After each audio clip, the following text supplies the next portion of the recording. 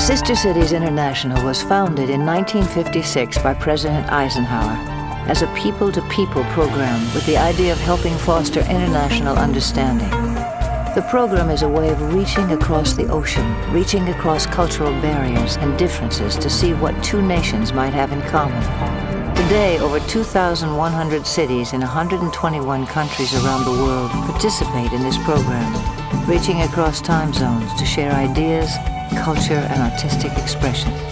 Currently, there are 42 U.S. cities that have relationships with communities in the Middle East. We took our cameras to find out what these cities might have in common and what they might have learned from each other as a result of being in the Sister Cities program. Tonight's episode, Windy City, White City. Sister Cities provides an exchange on many different levels, a cultural exchange, an exchange of ideas, an exchange of the arts, an exchange of students, an exchange of experts in the areas of medicine and other areas. And it seems to me that by exchanging these ideas and exposing people to each other, both Chicago and Casablanca, Morocco, and more largely Morocco and the United States of America are stimulated and encouraged to grow in new directions. I think there are a lot of misconceptions, and this is due to the lack of communication. Our mission as Sister Cities programs is to really overcome this shortcoming and to explain, to give the true picture of what we are. Chicago, always the most bustling of American cities, leaps ahead in a frenzy of building. The Windy City. The poet Carl Sandburg called Chicago the city of big shoulders. It's sometimes referred to as the city that works, and also the second city. Actually, it's the third largest city in the United States after New York and Los Angeles. French explorers came in the 17th century and built trading posts. It became a hub for business, commerce, and famously in the 1920s for Al Capone and his gangsters during Prohibition. Chicago survived Capone as it had survived a devastating fire in the late 19th century. This water tower was the only building to survive the disaster. Chicago rose from the ashes to become an architectural wonder, featuring buildings by some of the great architects of the world. It's a city made up of immigrants from all across Europe, Ireland, Germany, Italy, Poland, Eastern Europe, and later from Central and South America, Africa, and now from Asia. The combination giving Chicago a truly cosmopolitan feel. Currently, there are just under 3 million people living in the Windy City.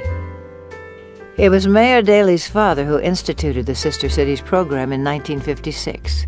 We asked Chicago's current mayor, Richard M. Daley, to tell us about the Sister Cities program. Well, the Sister Cities program is all about people to people from a community such as ours. And the city of Chicago has been built by immigrants around the world. In the past, present, and the future. And so what it really is people getting together to understand from whence they come from and have a relationship between two cities and basically their country and our country. And I really believe the exchanges that we have, they don't realize we're a melting pot. Very few countries are melting pots. Very few countries are only identified into racial, ethnic, or religious groups. And that's how, but America is really different. We have people from all persuasions, every religious persuasion, every ethnic and racial persuasion right here in this country. So it's really unique. The rest of the country, the world doesn't understand this. It's unique to them. And so it's very hard for them to see what America is. Some way they think it's completely different, but they have to see the faces of people. They have to see their families. And if you go over the Millennium Park, you'll see portraits of Chicago's history. Chicago recently revitalized its lakefront, creating a spectacular new park. Dedicated by Mayor Daley at the center of New Millennium Park is a bandshell designed by renowned architect Frank Gehry. Gehry has brought his usual blend of humor and stunning design to light up a lakefront that has completely revitalized downtown Chicago.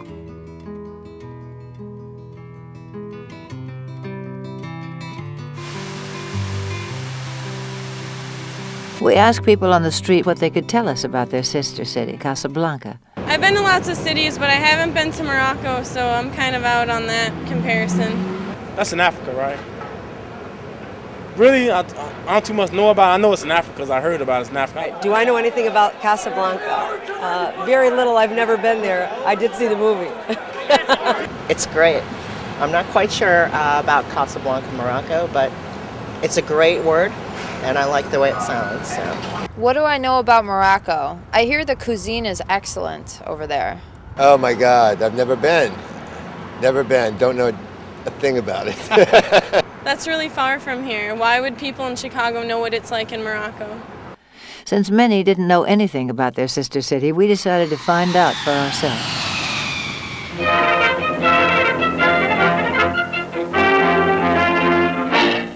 Casablanca's nickname is the White City. It's the largest city in Morocco and the fourth largest city in Africa. Like Chicago, Casablanca is a city of immigrants, yet many came by force. It was invaded by the Phoenicians, then Romans, then the Arab tribes, later by the Portuguese, Spanish, and finally colonized by the French.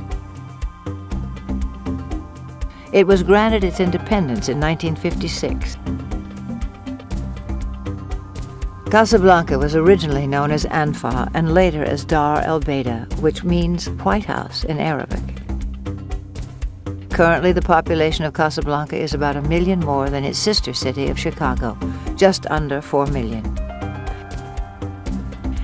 What most Americans don't know is that Morocco was the first nation to recognize the new United States as a country.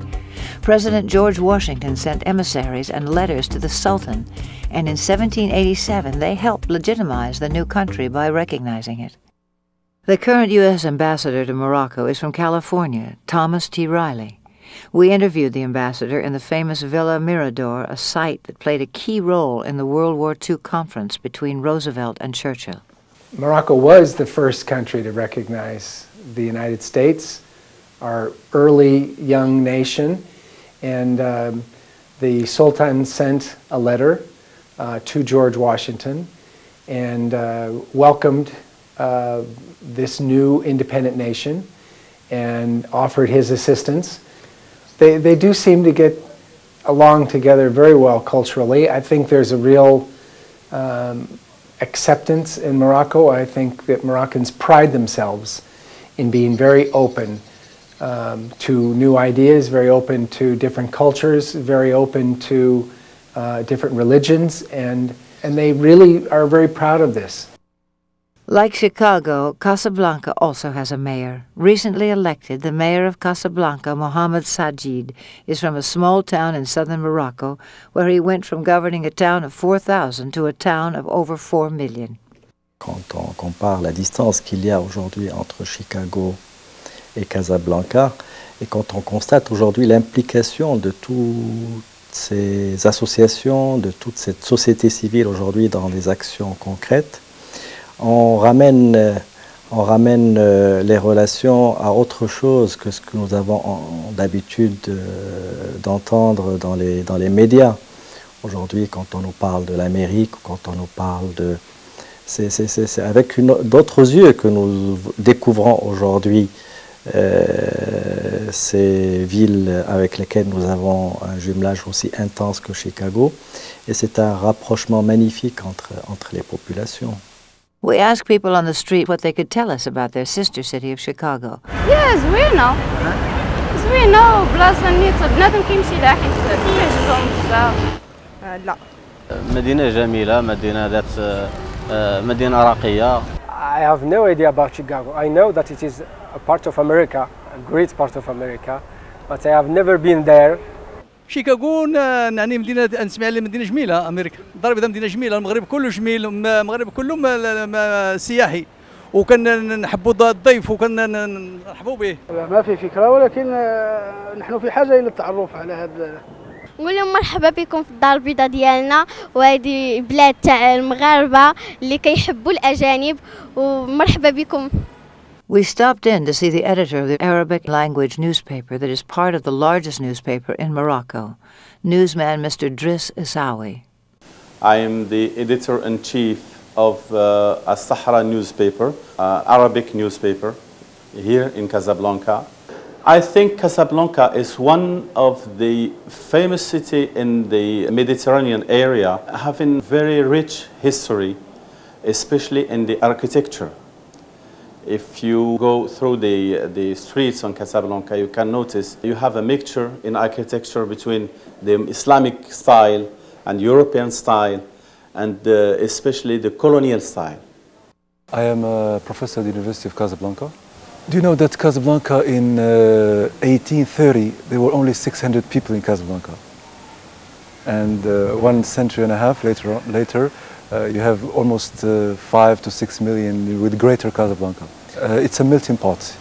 It's a very common word in America, but it's Casablanca in comparison with the other cities in the country. It's really a melting pot because people came from different cities, different areas of Morocco and have settled here, and they have tried to get rid of all the peculiarities of their regions. One area of Casablanca that I'm very proud of is Habous, very traditional neighborhood.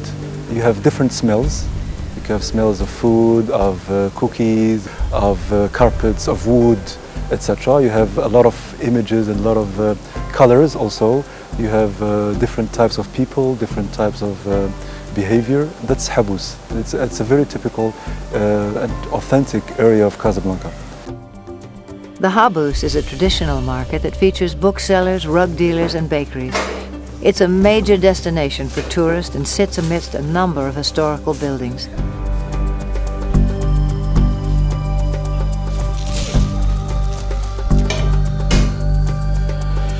It's also the site of the olive market.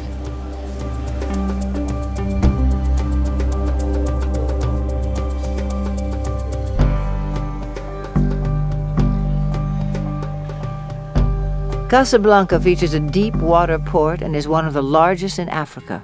Products from rugs to spices go through their docks with destinations around the world. Chicago's docks used to transport food and commodities around the world. In recent years, that's dropped off to mostly steel and coal barges. But those items leave the lakefront and head across the St. Lawrence Seaway out into the Atlantic and around the world. Well, nowadays I believe most of our commodities are heavy steel, coils, et cetera, et cetera. They leave here, they go through the Great Lakes system, they go through the St. Lawrence Seaway, they go through a series of locks.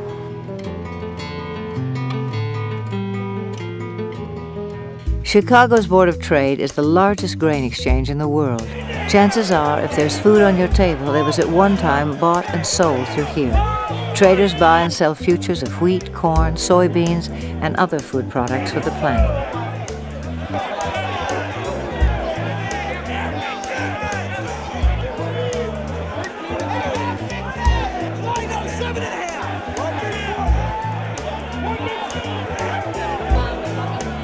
My name is Mark Cermak. I'm the president of O'Connor & Company Futures. Several months ago, I had the opportunity to meet Ahmed Karzai, the Afghan president. And in a private meeting, we sat around and talked a little bit. He got a little better understanding of what we were doing and talked a little bit about his marketplace. And it was kind of ironic. The analogy he made was where they transact camels and other animals on a daily place in a central marketplace. I think they also transact wheat, and they have some farm staples. But I mean, the biggest comparison he made was to the individual animal trade, which seemed pretty far outside of what we do, but conceptually, you know, he got a grasp on what we were doing, and that's the comparative that he was able to make. I thought it was interesting, and certainly far outside of anything that I would visualize as a marketplace there, but again, conceptually, the same thing. On a micro level, Morocco has its own markets. While maybe not as large as the Board of Trade, they share similarities. Here in Casablanca on a Sunday, people gather at the rug auction, where they can bid on and purchase a variety of items from rugs to kitchenware. Merchants who haven't been able to get a good price for their rugs bring them here and sell them through an open outcry system, not unlike the open outcry of the Chicago Board of Trade. The amount of money that trades hands might be different, but the actual bargaining that goes on is the same the world over. There is also an international stock exchange in Casablanca known as the Bourse, and they trade stocks for companies around the world. The Casablanca Stock Exchange has been around since the same year that the Chicago Board of Trade building was built in 1929. We interviewed Mr. Omar Katouni from the Casablanca Bourse. Notre activité au niveau du marché boursier, c'est de pouvoir réaliser des transactions sur des valeurs cotées sur le marché. Donc de pouvoir assurer la rencontre entre les acheteurs et les vendeurs et de générer les transactions sur ces valeurs. Maintenant, ces intervenants, ces investisseurs peuvent être aussi bien marocains qu'étrangers. Donc nous avons des intervenants étrangers d'Europe, des États-Unis, qui peuvent intervenir et investir sur notre place de manière directe. The major monument, big monument in Casablanca is of course the Hassan II Mosque, the biggest building ever built in Casablanca.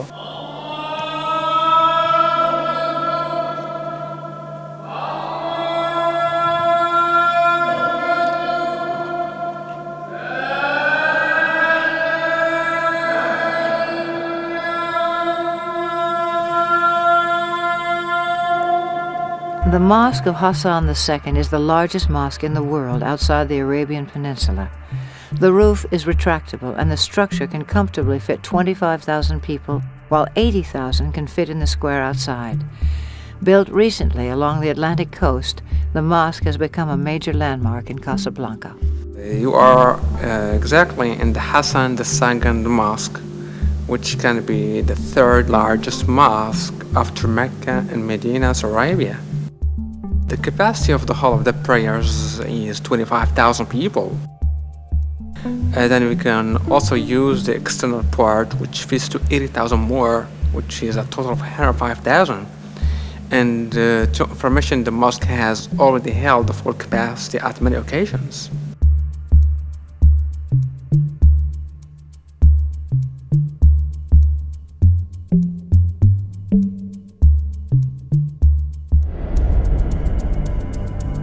When it was built, the John Hancock was the tallest building in the world. Then the World Trade Centers in New York went up. So Chicago built a taller building than those, the Sears Tower. At 114 stories, it's one of the tallest in the world. From the John Hancock, the view of Chicago is breathtaking, even on a cloudy day.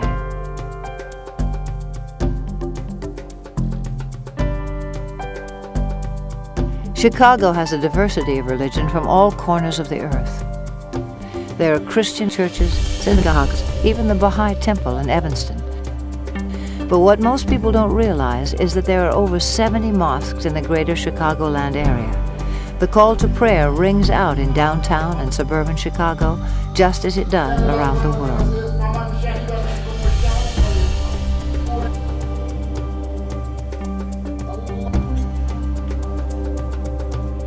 My name is Syed Shahnawaz Khan.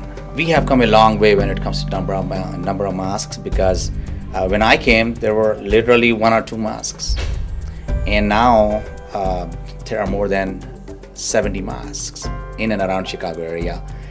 You name a country, and I can show you a couple of Muslims, not the Chicagoans, but Chicagoan Muslims who are here. So it's a great mosaic of various societies from various parts of the world who have settled down in Chicago and are practicing their faith as Muslims. Muslim community is growing, getting together, and the most important thing is start to be feeling part of this land, of the country, involved in politics and so others. A number of Moroccans have settled in the Chicago area. We asked them to tell us why they came and what they found when they got here. My name is Boushaib Kribash. I'm from Morocco and I'm a US citizen. And to live in Chicago is something special, you know, because I accomplished my dream, and my dream is one day to own like a restaurant, you know, and so far I did accomplish that, and I'm very happy. I'm from Morocco, a small city named Tahala, close to Taza. And I come immigrant to United States with the lottery. Yeah. What I like about Chicago, like I have my job here, and then I like the food. I have my community here, so I'm in touch with my community all the time. it's totally different experience than, you know, Casablanca or Morocco. Because, I mean, things are different here. Like when I grew up in Morocco, like for instance, for lunchtime we all get together, we eat from the same plate. So I mean, like you find the father, the mother, the whole family are eating from the same plate. So that like build like bonds between us. And in the other hand, like here, I don't know, you come, everybody has his own plate and you don't even care. You got your food there. If somebody's not there, his food is on the plate and you wait for him. When I got here, I had only one difficulty, which is speaking the language. And basically by socializing with people a lot, it did help me a lot in my life and my career also. I feel like I have lived in the wrong places in the U.S. Had I known about Chicago, how beautiful it is, I would have come here straight from Morocco. Well, like the Moroccan who came here, like their experience. Some of them, like sometimes they have an office job back home, and they said they want to accomplish their dream. And once they get here, it's a different story, you know. It's not what they think, you know. You gotta work. Someone who used to work in the bank, he's gotta start delivering pizza, and delivering pizza wouldn't be enough to pay your bills and that. So here you go, he has to work 2 jobs. And if he have a family here, he has no time for his family. So some of them, I met those people who regret why they left their job and come in here, you know. I come in from small city in Morocco. The name is the city State One. So I came here for opportunity. One of them, I have the restaurant. Currently in Chicago, there are a number of restaurants that boast Moroccan cuisine, but there's only one restaurant that features only Moroccan cuisine. The Andalus restaurant, run by owner Haji Mohammed, has a number of original Moroccan dishes cooked by the owner's Moroccan wife. Along with tagine and couscous, he also offers a wide variety of Moroccan delicacies from his native town of Tétouan.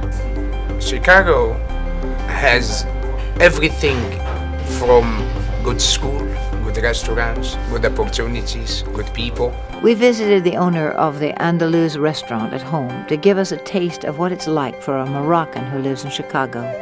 This is the small kitchen.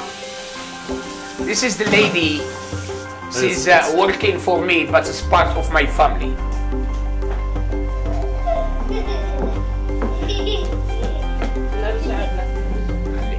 That one, I'm sorry, this is not fish, this is a chicken salad.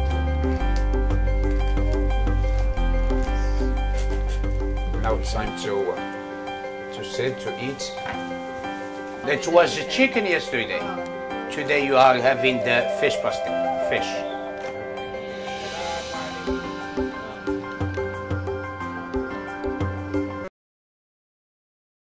Chicago is also known for its cuisine. Despite having a number of world-renowned restaurants, almost every visitor wants to try out Chicago deep dish pizza. Chicago is also home to a variety of candy manufacturers, from chocolates to confection, and no place embodies the perfect combination of ice cream and fudge syrup than Margie's. In 1921, my grandfather put this place up. It's a candy and ice cream parlor. It's a diversified store. We sell sandwiches, we sell ice cream, we sell candies, we sell toys. An old-fashioned confectionery store. We have Sundays go from English toffee Sundays to homemade chocolate Sundays. No one beats my mother's fudge or caramel or turtle sundae. That's a tough one to beat. Al Capone gave my grandfather this register. If you call him a celebrity. Bruce Springsteen, Mick Jagger, and the Beatles have all visited this place, which hasn't changed since it opened nearly a century ago. One of Casablanca's most famous landmarks didn't used to exist, Rick's Cafe, as it was known in the film Casablanca. The film not only put Casablanca on the map, it also created a place that visitors who came to Casablanca longed to see. It took an American from Oregon, Kathy Krieger, to open a restaurant that could live up to its name. What I love about Casablanca is the potential. You have architecture here that is magnificent, just asking to be restored, and areas that are historic that no one has done anything with to develop. And I graduated from college a couple months ago in Chicago. I think what's impressed me is the the sort of intimacy among strangers, just people who live in neighborhoods, are all very close even though they don't know each other, and they're all sort of, if they're walking in the same direction, they'll sort of talk to each other, and I think there's a real warmth and sort of understanding between people here that I was surprised to find. As an American, especially as an American woman coming to an Islamic country, albeit Morocco and albeit a country that's not in the Middle East, it can be extremely intimidating, especially for that woman's parents who do not want her to come. But I found being here, although I do get occasionally, you know, I get comments on the street from time to time, but I have encountered some of the nicest people ever that, you know, in this city, and they're incredibly kind and thoughtful and sincere. And I think the sincerity in Morocco is something to be envied. Located on the edge of the old Medina, Rick's Cafe American has become a destination for many of the city's tourists. Every year during Ramadan, the Islamic faithful fast from any kind of food or water during the day. At sundown, they participate in the meal called iftar, which literally means break fast. There are a variety of foods served, beginning with dates and including pancakes, eggs, and pastries. This is a typical iftar meal which begins at sundown. We visited a typical food market in downtown Casablanca. People by and large shop during their lunch hour for their evening meal. Alongside the fresh fish market, they sell flowers, olives, dates, even turtles. We also visited a typical food market in downtown Chicago.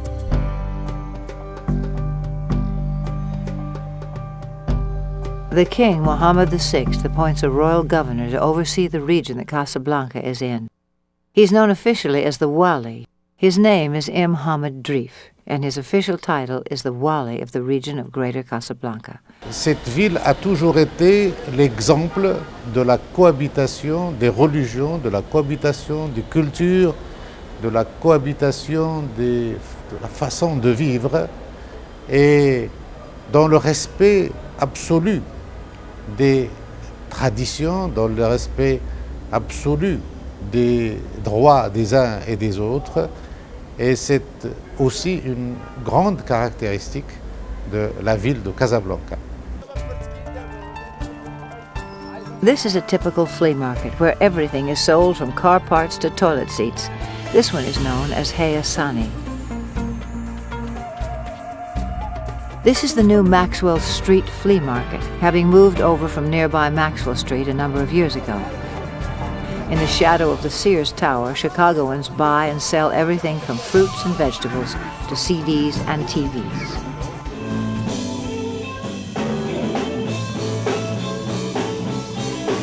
One of Chicago's greatest legacies is its blues music. Here at Buddy Guy's Blues Club Legends, every night is filled with Chicago blues, played by some of the greatest blues musicians in the world. On this particular night, we found Jimmy Johnson playing with his band.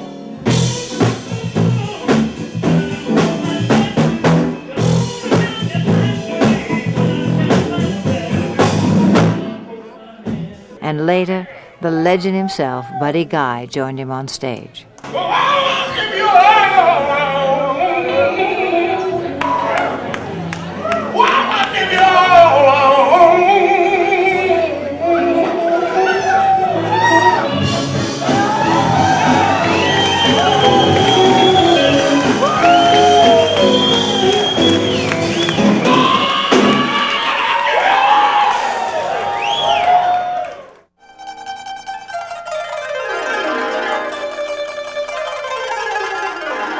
Mrs. Souad Chaki is one of the most famous instrumentalists in Morocco. We asked her to play some of her favorite folk songs on her instrument, the quanoon.